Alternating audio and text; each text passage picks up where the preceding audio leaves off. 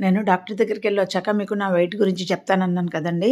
నేను 1 కిలో పెరిగినానండి. అంతకుముందు చెకప్‌కు 2 కిలోస్ పెరిగినా. ఎందుకంటే మా వంట ఆవిడ చాలా నూనేసి వంటలు చేస్తుండే. మళ్ళీ నేను చేసే డైటింగ్ చూడండి, ఆయిల్ తినటం లేదు. డీప్ ఫ్రై తినటం లేదు. ఆయిల్ తింటున్నా కానీ డీప్ ఫ్రై తినట్లేదు. స్వీట్స్ తినట్లేదు. ఔట్ సైడ్ ఫుడ్ తినట్లేదు.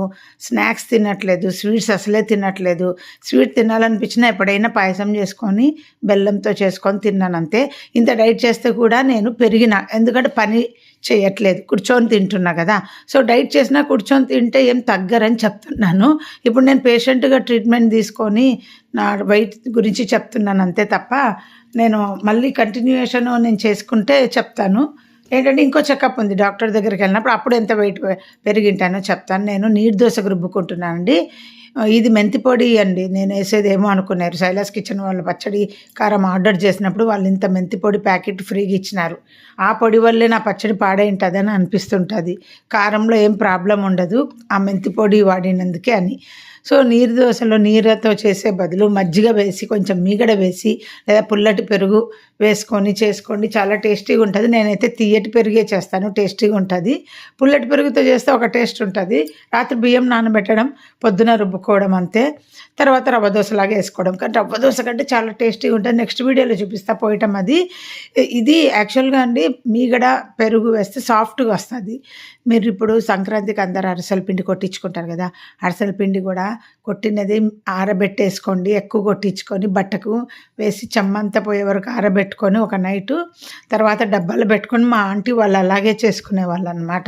అరిసెల పిండికి కొట్టుకున్నట్టే కొట్టించుకొని పెరుగు దోసకు స్టోర్ చేసుకుంటారు. అప్పుడు తర్వాత అప్పటికప్పుడు పెరుగు మీగడ కలుపుకొని దోస పోసుకోవచ్చు. రవ్వ దోసకు చాలా టైం పడతది. బట్ నీరు దోస చాలా ఈజీగా ఉంటదండి. టేస్టీగా ఉంటది.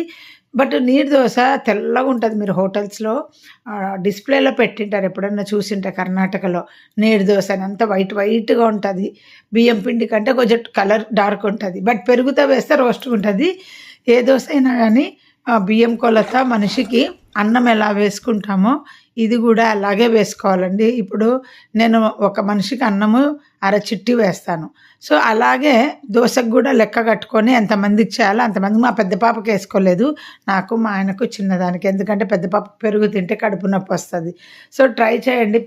చాలా ఈజీ. చలికాలంలో పెరుగు తినం గదా! ఇట్లన్నా తినొచ్చు. ఇంక ఫైనల్లీ ఇందులో పెట్టి నాకు పెరుగు తోడుకోలేదండి. డాక్టర్‌కి చెప్తే డాక్టర్ అన్నది, "ఎందుకు మా వంట ఆవిడ బాగా తోడు పెడతది నాకు. మైక్రోవేవ్‌లో రాత్రి పెడతది. పొద్దునకంతా పెరుగు తోడుకుంటది" అని. నేను ఇంతకుముందు మైక్రోవేవ్‌లో గూడా పెట్టాను. కానీ తోడుకోలేదు. ఇప్పుడు తోడుకుంది చూడండి. 3 డేస్ తర్వాత తోడుకుందిది.